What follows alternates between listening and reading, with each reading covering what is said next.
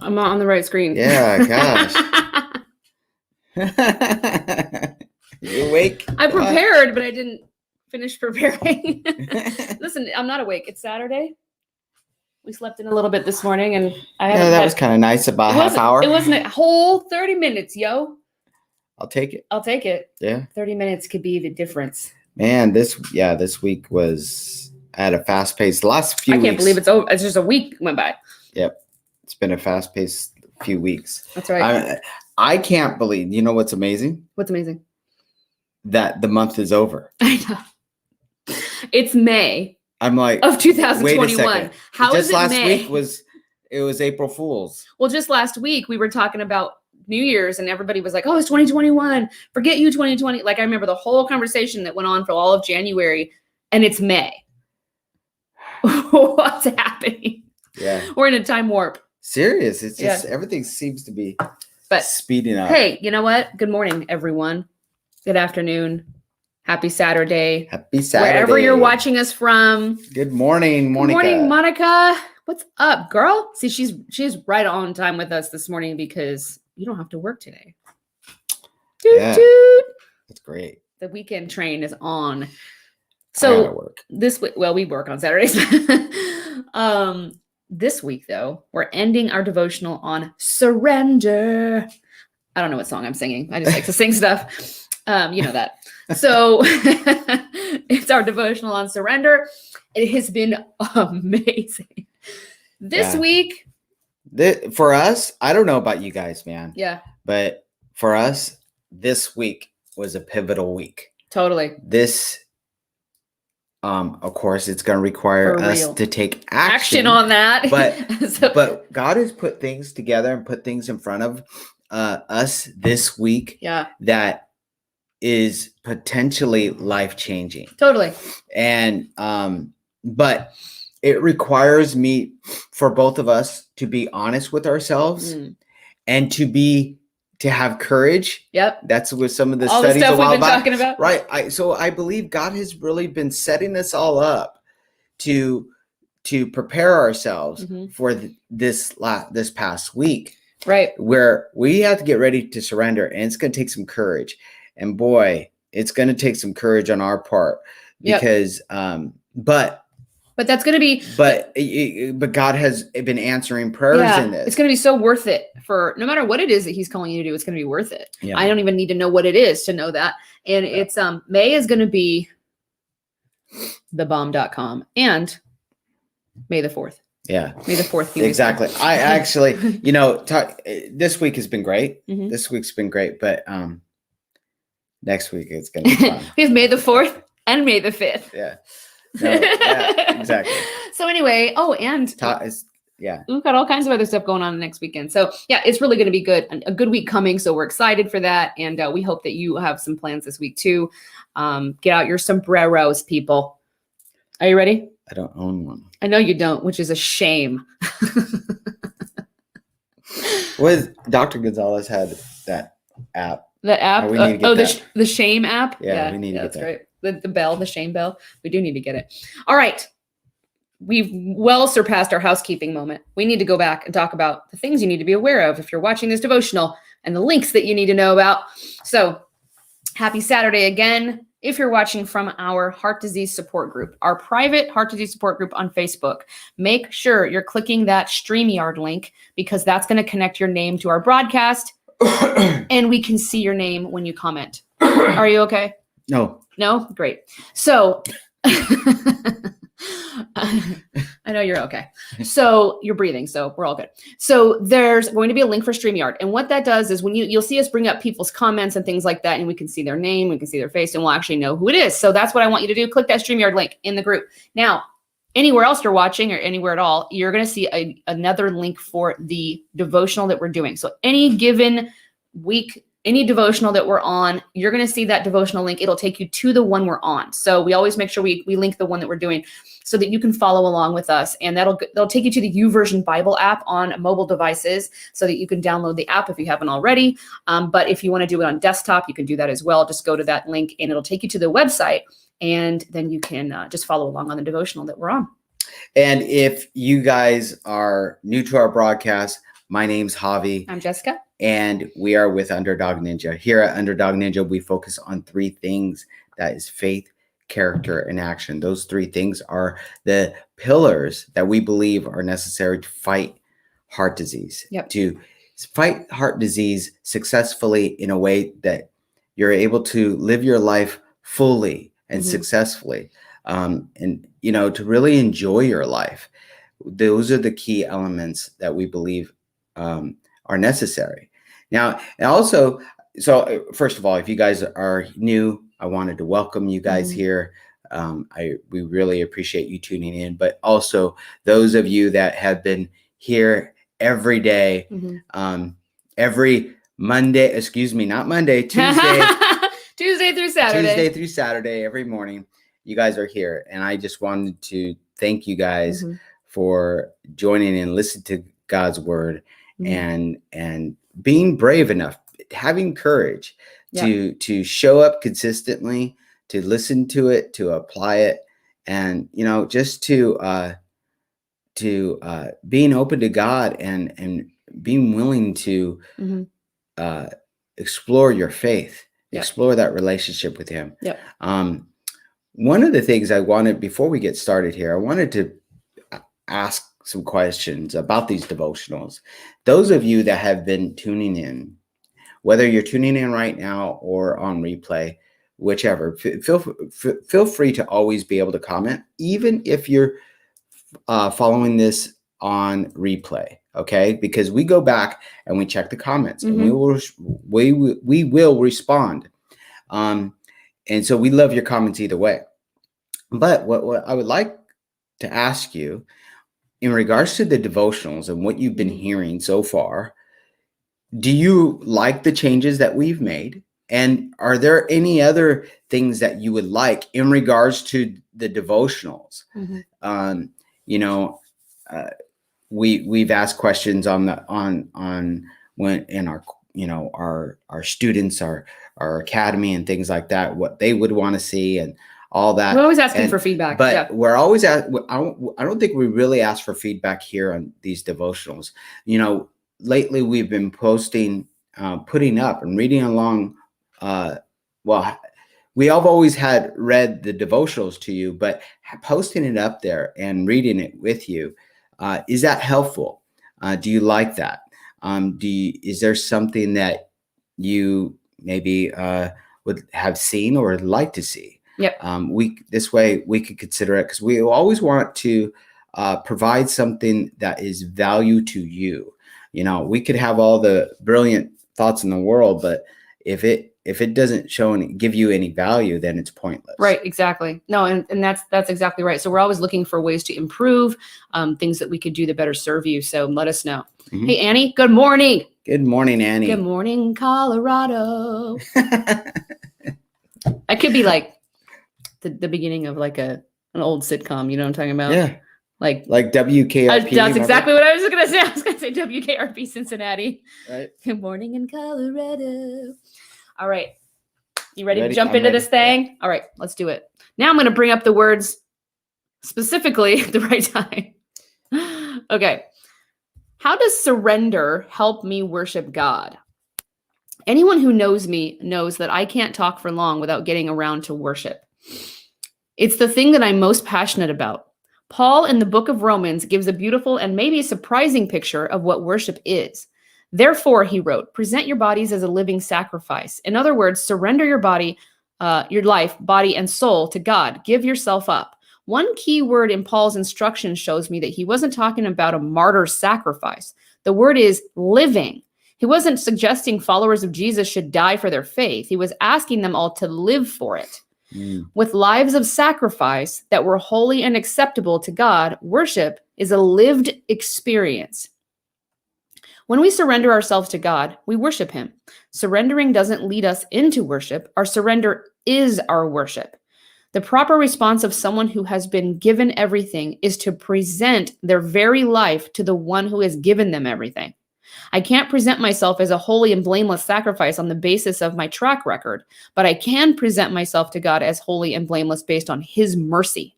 We don't surrender our lives to God to gain His favor. We offer ourselves to him in response to the favor he's already freely shown us because of the saving work of Jesus. I got to say that again. We offer ourselves to him in response to the favor he's already freely shown us, not surrendering our lives to gain his favor. It's a response, not something we're trying to earn. Yes. It's a response to what we're already being given. Yes. Worship is a time to show God his worth, and the worth of God is not something that depreciates or fluctuates over time. It is solid, constant, steady. So even though we may go through hard seasons when our hearts fail us, worship is still a reasonable act. Does it sound strange to be that matter of fact about? Does it sound strange to be that matter of fact about something as powerful and potentially life-changing as worship? It shouldn't. Not if your intent is to be a sacrifice and if your surrender is your praise. We may think that we initiate worship by coming to church or by singing a hymn or by stilling our hearts with a quiet prayer, but it's God who initiates worship every time. He invites us into his presence. We never come to him unbidden. We have access to him in worship because he has made himself available to us, not the other way around. Worship is the lived experience of offering myself moment by moment and day by day to a living God. It is opening my hands and letting go of whatever I'm clinging to instead of him. Letting go of whatever I'm clinging to instead of him. It is acting as if everything he says about himself and about me is absolutely true. And when I surrender my life as a sacrifice to God, I am worshiping him. Every moment of praising God is a reordering of my own status. He reigns, therefore I do not. He rules, therefore I do not. He is sovereign, therefore I am not. If the thought of opening your hands to God and offering him your life sounds too scary or too big or too terrifying, try this. Surrender the moment in front of you right now. Pray the prayer that's on your heart today, this moment, even if you're not sure of the words. So our questions today are, how have you defined worship in the past? How does surrender give God his rightful place in your life? How does surrender become worship in your life? And what prayer is on your heart today? How can you surrender that area of your life to God? And our verses, I don't know what my computer's doing. Our verses are Romans 12:1. And so, dear brothers and sisters, I plead with you to give your bodies to God because all he has done for you. Let them be a living and holy sacrifice, and the kind he will find acceptable. This is truly the way to worship him. Come on. There we go. Okay. Well, this is a great point because worship, we all think, I don't know what everybody thinks, but most people, when I talk about worship, they think we're talking about, putting our hands up or worshiping or praising or even some types of prayer and even talking to other people about God is like talking about worshiping. Singing singing more than anything. But living for God is worshiping him. Yes. So, tithing is a form of worship. Outreach is a form of worship. Glorifying him in your testimony is a form of worship. Surrendering. Right. Being humble. Right. Being gracious to one another. Gratitude is worship. Right? Yes. Those things are worship too, because you're acknowledging what he's done for you. Maybe you're a person that was very selfish or very prideful. Laying down that pride or being selfless is a form of worship. That's a form of allowing his spirit to live within you and this outward expression of it, right? Right. Well, living your life for God and then allowing him to change you, making the changes he wants you to make, changing and evolving and becoming the new creation he's designed you to be. That's worship. Yeah. That's being in alignment and in agreement with God. That's worship. Yeah. Hey, Alicia's here. Good morning. Or not Alicia, Anita. I read that too fast. Anita's here. Good morning, Anita. Good morning. And Lindsay. Good morning, Lindsay. So, the act of surrender, and I never really saw it this way, but the act of surrender is truly the it truly is worship. Yeah, in every way. Well, and think about when even just the worship we kind of think about before when we're worshiping with our open hands. I mean, we're even in traditional like thought of what worship is, you're surrendering in that moment. Mhm. But any kind of surrender where you're laying down your life and saying, okay, God, I don't want to do this. I cannot do this on my own. I need you to take over. That's worship. Yeah. So, I often think about,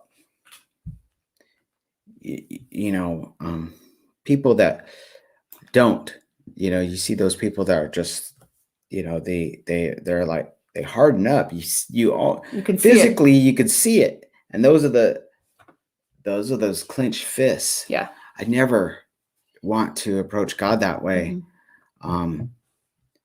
Because I think about what he has done for me. Think about the magnitude of the sacrifice that was made for you. Think about the forgiveness that was given to you, the mercy, Right. all the things that you have done in your life. Yet he still loves you. Yet he still forgives you freely. You just have to be willing to surrender. Well, I love what it said about how God initiates worship with us. He's always there waiting. I mean, he's always inviting us, right? And so when we come to him, we have been called. Right. It's always that. It's not like we're searching out God and he's like, oh, hi, what? Oh, you again. Oh, no, he's like, yeah. Like, let's have a conversation. Mm-hmm. What do you need? I'm here with you. Like the Holy Spirit is with us at all times, pulling us into that relationship. And if anything, we're fighting it if we're not doing it. It's not like it's just over there and we don't go get it. No, we're having to think about this. If God's always bidding us, if he's always calling us, if he's always talking to us and saying, I'm here, I'm calling you to me. If you're not running to God, you have to actually work to ignore him and avoid him. So imagine somebody's in the other room of your house calling you all the time. Mom, we all know this. Mom, mama, mamacita, mama, like all day. And somebody's calling you, right? Mm-hmm. You have to physically like bear down and like ignore somebody calling you all the time. It's not like, oh, I'll go find them when I need them. If they're calling you all the time, if they're always saying, come to me, I need you, or, whatever, and from another room, you have to do some work to avoid that. Mm-hmm. So it's not a passive thing when you're not running to God. It starts to feel that way when you've hardened for so long that it becomes how you live. Yeah. But so I know that maybe people would disagree, but it is that way. It is actually it's work to avoid God because he's calling us. I just never thought it. I'm just seeing that right now in the moment. When you surrender to God, it's actually easier to surrender than to fight him because he's been always calling you and you're just saying yes. So I think that's the deception, right? The deception, the enemy might be telling you that it's harder. It's going to be hard to surrender. Right. It's going to be hard to say yes to those God. Habits. Yep. It's going to be hard to be honest with yourself. And here's the thing. Because it's going to be painful. And because it's painful, it's going to be hard. Yet it's the opposite. But here's the reason why the lies work. Because the enemy works on twisting the truth. He's that person that says, well, that's not really what I said. Or, I basically said that. Is it different? Just like in the Garden of Eden, right? Yeah. So when he says, it's going to be hard to surrender, you're not going to be able to do that. It's going to be hard for you to do that. He's right if you're talking about you doing it. Okay? That's why we believe it, because the way he forms the lie is true if you took it one way. It's a matter of how do you take it? Yeah. But if you talk about how it truly is, though, that God's the one that helps us surrender. God's the one that relieves the pain. God's the one that removes those chains, breaks those chains in our life. God's the one that does the work in us. Yeah. All we're doing is saying yes. Yeah. And then he does the work. And there's work that we have to do as far as like changing our habits, but it's never as hard with God. He just gives us the strength to do it. He just gives us the favor to make it happen. Mm. There are things that we've done in our lives. I still don't know how we did. I don't have the strength or the patience to do these things. People have told me, I don't know how you did that. And I'm like, and my answer is always, I don't know either. I don't know. God. And I tell them it's God. But I mean, me alone? No way. Right. No freaking way in heck. Did I do that on my own? Because I know me and there's no way. So when the enemy's lying to us about surrendering and what God's going to do, or what he can do or can't do or won't do or will do or whatever, and then what we're going to do, he's mincing words and saying, well, you can't do that. And he's right. And that's why we listen, because it's half truths. It's perceived truths. He's right that we can't do it on our own. So he's taking that truth and using it against us instead of saying the full truth and saying, that's why we have God. That's why, because God will do it. And he knows that, by the way. Mm-hmm. He's lying to us, but he knows God will do it because he was created by God and he knew God and he was close to God. So he knows all about what God's going to do. And he's trying to get us to not go over there and do it because he knows what difference it will make in our own lives and others' lives. And that's why he's lying so much, right? So don't believe that lie anymore, that it's work to go live with God in a way that the work that we think, that it's hard or a burden. Mm-hmm. It's joyful. It is freedom. It is peace. It is an open door. It is actually potentially being able to do the things we actually want to do instead of doing it alone. Okay. And then you're a conduit for his love to others. You're able to love better. I mean, the way that people ask us, well, how come your relationship is this or that, like so, successful, and you don't even it's not even hard. And I'm like, well, because I'm able to love him with God's love because of God in me. I don't think I would be the wife I am without God. Right. In fact, I've been a wife before without God, and that's a whole other person. Okay. Right. I am a totally different person in a way that I can't even explain because I surrendered once in the beginning and then continued to surrender daily. Yeah. Fully. Right. And say, I don't want to be that person ever again. I don't know who that person is. I don't know what that's about, but I don't want to be that. I don't want to be that. I don't want to live that. I don't want to have that around. I never want to experience that again. I know the difference. And so when we're talking to you guys about these things, we've done them all. We've experienced it. We've lived it. We've had to make those hard decisions. We've had our lives be a train wreck before.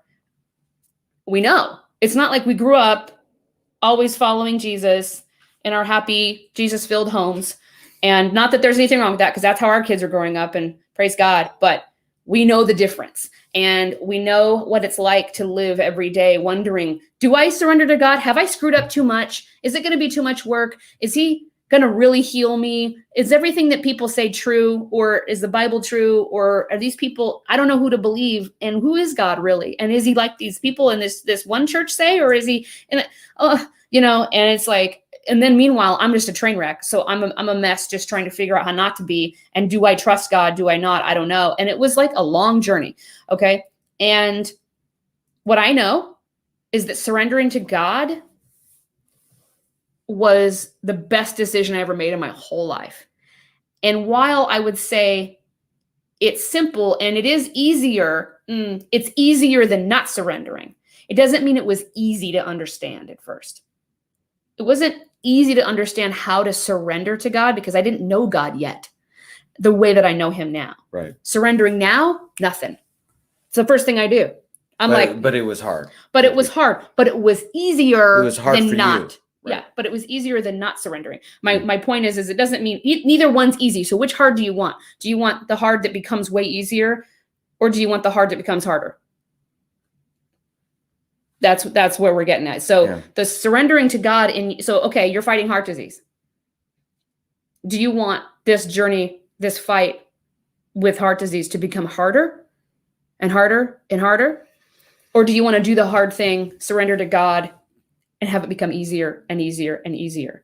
Yeah, we often say, you have to pick your pain, right? Pick your work. Yeah. When you're fighting this disease, some of us we want to continue to live our life in the way that we had before we were diagnosed or before we had a heart attack. We want to continue to do that. Why? Because it's too hard to change. It's going to be too hard to give up those habits. It's going to be too painful to address these things that you are saying that is necessary for me to be healthy and to fight this disease. It's just too hard. Well, let me ask you, isn't it hard to recover from a heart attack? And if you survived it, obviously, if you're listening to this and you had a heart attack, you survived. But what if you lose more function? Is it going to be hard then? What if you have a stroke? Is it hard then? What about the destruction that this disease leaves upon the people around you? The ripple effect. What about your spouse? What about your kids? When your heart attack finally takes you, is it going to be hard for them? So when we say, choose your pain, which pain would you rather go through? Because what I've found is I chose my pain. I chose to address those habits. It was painful. It was hard. It took some work, but my life is so much more rewarding, and I'm still here to speak about it. Well, if I didn't do that, my life would have came to a very painful end. Yeah. But even a step further than that, you're talking about the tangible work, like the practical work daily, like actually making the changes, the actual, like choosing your pain there. Take that a step further. All that pain you were just talking about in the family, the people, what about, is it painful then? Is it painful then? Is it painful then? A lot of that, what we're saying, is avoided because of surrender. Yeah. So if you did go through those things, let's say you made all the changes in the world and you did the things and you still have to, he ended up having a heart attack well into us making all those changes. And it didn't have anything to do, like, just as an example, he had a heart attack from blood clotting from being taken off a medication, not from plaquing from cholesterol, because we had totally changed our diet, lost weight, gotten really healthy. And he still had a heart attack for a totally different reason. And the reason I bring that up is because when heart disease is in your life, sometimes things happen we can't explain. So we live our lives, we stay healthy, we do as best we can. However, what about in moments where we literally don't have control and we don't have an explanation? That's when surrender takes over. And that's how we got through that. It was a massive blessing to have God present for that, to be able to surrender to him, and to be able to move forward more powerfully after that. You'd think it would have taken us out and made us more hopeless and been like, well, I guess it doesn't matter what we do, you're going to have a heart attack. And we know that's not true. We know why he had it, and we know that there was reasons behind it that we now actually know. There's definite good ripple effects from you having that. Okay, and we can point to those things now. Only though because we surrendered in that moment and we worshiped God in that moment, and we decided to focus on what we were getting out of it instead of all of the things. Right. I wanted to bring up these comments. So Annie says, once you surrender, it really does. It's like a weight. Yes, a weight. You're literally handing it off. Yeah, exactly. And I was hopeless after my heart attack, but once I surrendered and was given the gifts of knowledge, the gifts of knowledge and peace, and your life is, and I can attest to Annie's life is night and day.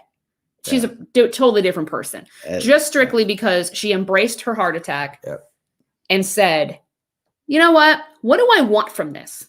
I know what I'm being given. I know what I have to deal with. I know what's being shoved at me.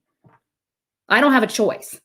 But what choice do I have? And what am I choosing in that choice? What am I choosing about how I live, how I think, how I worship, if I'm surrendering to God, like how I talk to others, how I think, and everything about her has changed. Yeah, absolutely. And now she says all the time, if you've ever followed Annie Wright, she's a living testimony to my heart attack saved me.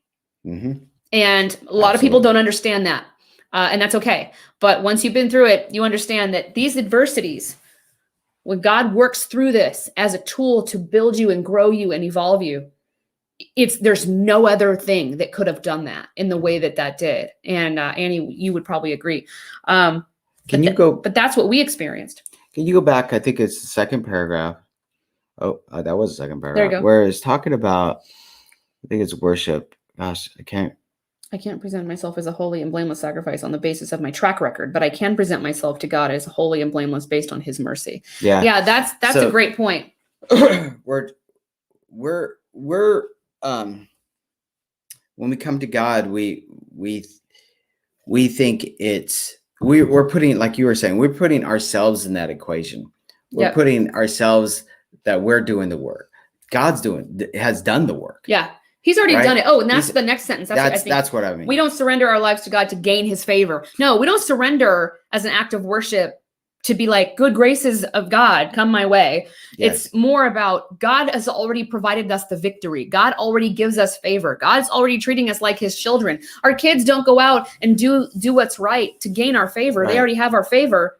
They do it in response to the things that they've learned, the things that, you know what I mean? Our kids don't bring us stuff so that we will like them. We pray in thankfulness. Right. So and this is funny. I'm just understanding this now. We often pray for favor in this. Lord, help this. Lord, I pray for this. I pray for that. Yet God has already given us favor. Yeah. Mm-hmm. Right? We just haven't experienced the situations yet. So we are asking for favor in those situations, which is great. But we have to understand that idea that God does not exist inside time. He already sees it all. He already knows what we're going to do. He already knows what's going to happen. And he's making sure that we have favor. He's giving us favor daily in things that we never see. Mm-hmm. Just like I've talked about before, just like with our kids. How many things do you do on your kids' behalf they never know about, they never see? Because that's your job. And you're working in the background, making sure they have everything they need, that they're protected from the things they're protected from, making decisions that make sure that you avoid trauma and danger for them. What's the right decision? Medical decisions, or, relationships, where you're going to take them to childcare, whatever. Yeah. You're making these decisions to give them favor. They never know about it. You don't go, guess what I did for you today? Yeah. You don't. It's funny. You bring up kids. When your kids are teenagers, especially, and you're making decisions for them, or you're making decisions that affect them, and they don't understand what you're doing.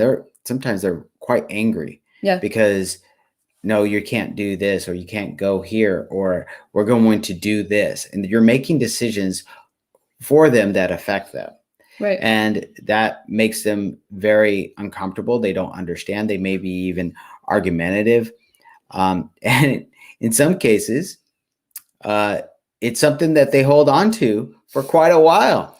Till they're in their 30s. And they have kids. And they have to make a similar decision. They're put in that similar decision. And then they call you. Then they go, oh.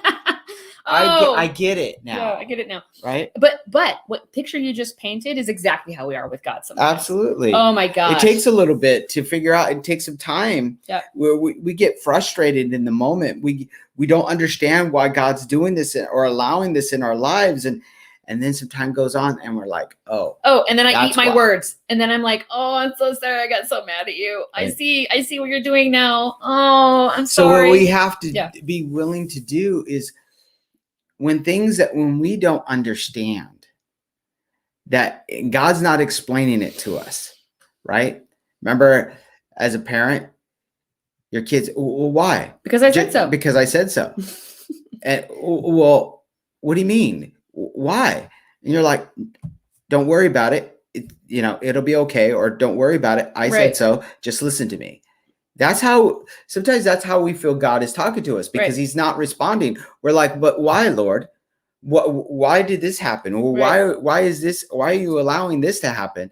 And silence. Well, most of the time we talk to our kids and we say that. Why do we tell them that? Because they wouldn't understand. Mm-hmm. Most of the time it's above their understanding, their level of understanding. We'd be, well, this means this and this, and then they'd be like, and that itself is hard to understand. And if you think about when you were a teenager, or you think about your teenagers, it's hard for them to understand. Even if you sat down and tried to explain it to them, step by step, they wouldn't get it. So God has things that there's no way for us to understand. It's just too big for us to get. And he knows that. But we need to know that so that when we're asking why, and he is like, listen, I just need you to trust me. Mm-hmm. Then, and by the way, every time I've ever trusted God, I haven't had a time where I trusted God and it didn't work out. And I don't mean work out like everything was hunky-dory. I mean, I wasn't harmed. I didn't, like get the shaft. Like I was taken care of. I had favor. And even in traumatic situations where, I could see God giving me favor in that he was allowing me to go through something, but I understood why he made the decision later. And maybe we never find out why, but later I get the benefits. Like we're talking about with Annie with, well, the heart attack saved my life. Well, because she said the other day to me, there's things I see now that I never would have seen a year ago. I never would have seen it in the beginning of this journey. I wouldn't have understood it. And now it's like my eyes have been opened and I understand what my life was, where my life was going before that and why God intervened with a heart attack. Yeah. And so think about that. How many times have we given our kids a timeout? We're intervening. Stop what you're doing. Go sit in the corner and think about it. Yeah. And so God's like, we're going to do a huge pattern interrupt here. And this is going to be the next thing you're doing. And it's not like a punishment. I mean, I say a timeout, but it's not like a punishment. It's not like that. Please don't misunderstand me. God's not punishing us with heart disease. Okay. That's not what's happening. But it is an opportunity. He gives us an opportunity to think about things, to stop, to be closer to him, to reevaluate our perspective and to change our trajectory of our life. And that's what we should be doing with something like heart disease, not being buried by it. Yeah. Yeah. Absolutely. Now, let's, did you want to bring? Yeah, sure. I'll bring this up. So yes, I'm also a living witness when I surrendered. I was broken when I asked God to remove everything in my life that gets between you and my children and change me, Lord. I turned my will and my life over to you, Lord. Have mercy on me. Give me strength. Once I did that, my life, I changed. And I say my surrender prayer frequently at times. Yes. Yep. Yeah. It really is something you can't explain until you do it. And here's the beauty of it, though. You don't have to understand anything except for saying yes to God. You don't have to do all the work you think he might make you do. You don't have to listen to the enemy's lie that it's going to be hard. It's going to be complicated. You know what? How many times I listened to that and didn't surrender. And then when I did, it wasn't all those things. Mm-hmm. And I fully understood how God works. He's very graceful. He's very patient. He's very loving. And he works with us, knowing our hearts are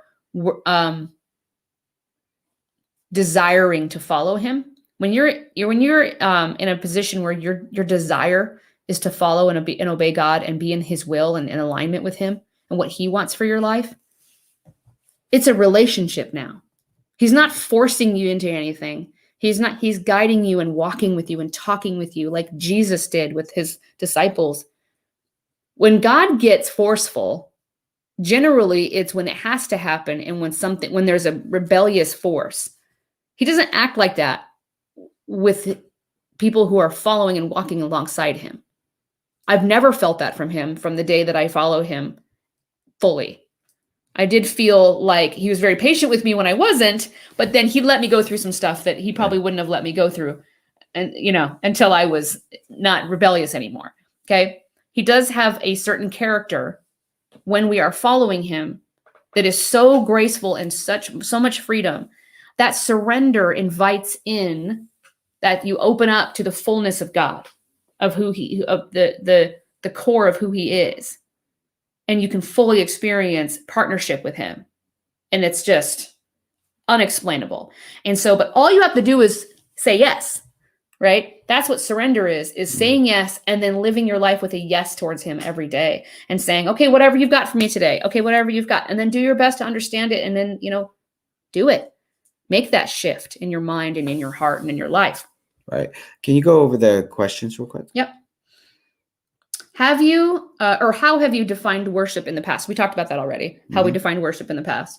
How does surrender give God his rightful place in your life? And how does surrender become worship in your life? So we talked a little bit about that, how it becomes worship.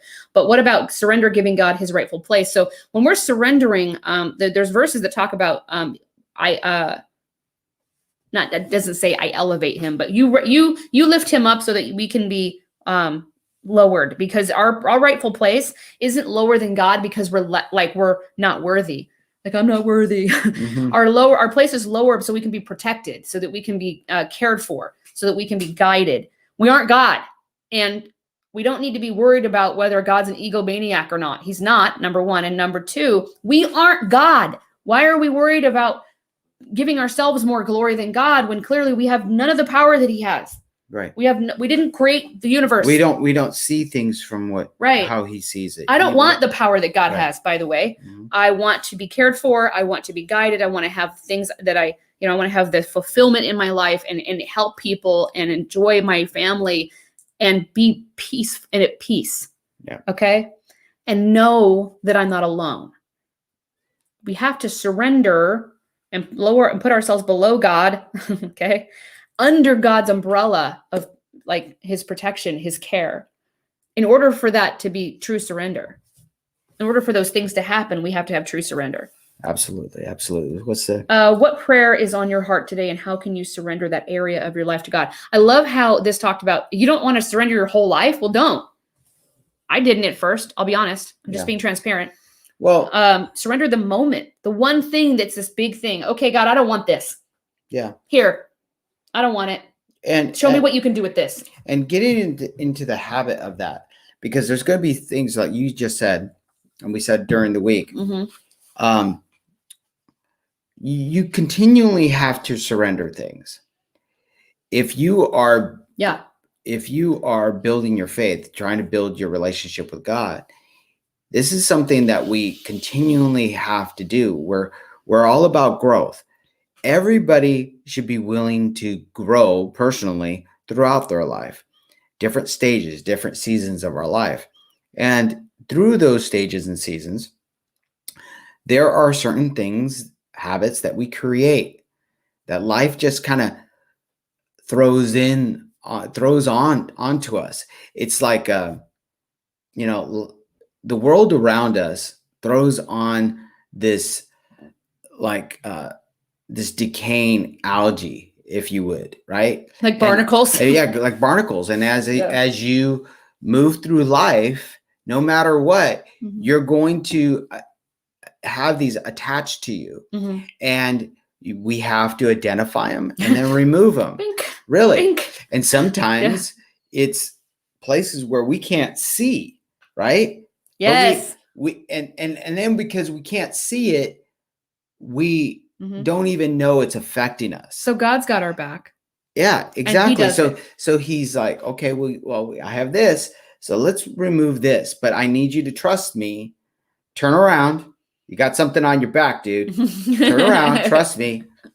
Yeah. And I'm going to remove it. Right. And you're going to be like, wait, that? You're getting rid of that? Yeah. And he's like, yes, trust me. And then so this happened to me this week. There's things that I identified that I was doing. I didn't realize. And in that moment, I was like, I thought I got rid of that. I thought it was something that I wasn't really prevalent in my life, but that wasn't true.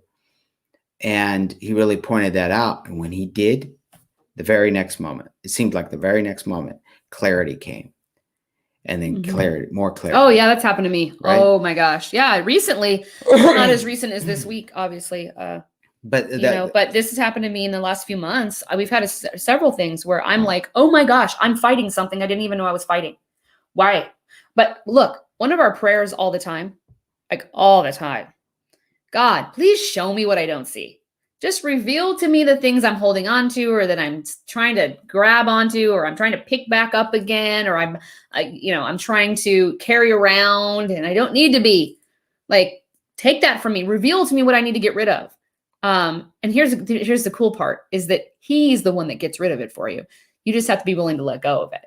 Mm-hmm. So I pray that I know what it is so that when he takes it, I fully let go of it. So that I'm like, take it. I don't want it. Because a lot of times he'll try to take something from us and we don't understand what he's taking. And we identify it as something else. And we say, no, I don't. No, I want that. And he's like, but it's this. And then we're like, oh, I didn't even realize that's what that was. I didn't realize I was being disobedient. I didn't realize I was being untruthful. I didn't realize I was being selfish. I didn't realize I was being prideful. How many times have we not realized we're being prideful? Yeah. Or that we're holding back from God or whatever. or we're listening to a lie that the enemy is telling us that sounds true if you listen to it this way, but it isn't true. And we're listening to it and we're living our lives according to it. Right. Absolutely. And so he needs to identify that stuff to us so that we can fully surrender it to him. Mm-hmm. And that, alongside what we're talking about today, is worship. That's worship. So that's an amazing thing to reveal, because I guess I hadn't really thought of surrender being worship in and of itself. I know that worship is surrender. Yeah. But I never thought about surrender being worship. Exactly right. Yeah. And that's what I'm trying to point out, mm-hmm. is that's really revealed to me, is that those things that we continually do, mm-hmm. that we say are worship, those are acts of surrender. Right. That is worship. Yeah. Right. This has been so good this week. So this week has been really good. Like I said, mm-hmm. it's only going to be as this knowledge that we gain this week, this revelation, mm-hmm. is only going to be successful in your life. It's only going to be pivotal in your life if you apply it. So if this, I pray that this week meant a lot to you, that God spoke to you. Mm-hmm. I know God spoke to me, mm-hmm. but I'm talking to myself right here. It means nothing if I don't act upon it. I don't mm-hmm. want to hear God's word and not act upon it. If he's speaking directly to me, mm-hmm. I have to, because I don't want his word to just be, I don't want to treat his gifts like they're nothing. Mm-hmm. He made this week, if you feel that God has made a real effort in your life to really reveal some things in your life, I beg you to act upon it, because mm-hmm. he has something more for you.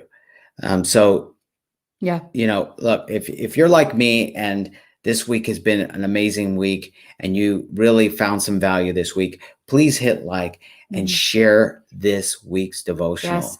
This week's devotional has been very powerful. Mm-hmm. Please share that. Absolutely. And if you're watching from our YouTube channel, we're live on YouTube now, and we would absolutely love if you would share this, like it, hit subscribe if you haven't already subscribed to our channel. And if you would hit the bell icon, then you'll get notified with any future broadcasts or content that we post on our channel. So we will be back next week. And we have a new devotional. Yeah, exactly. So I look forward to next week. Me too. So you guys have a great weekend. We thank you again for always tuning in. But guys, be blessed. We love you. Bye.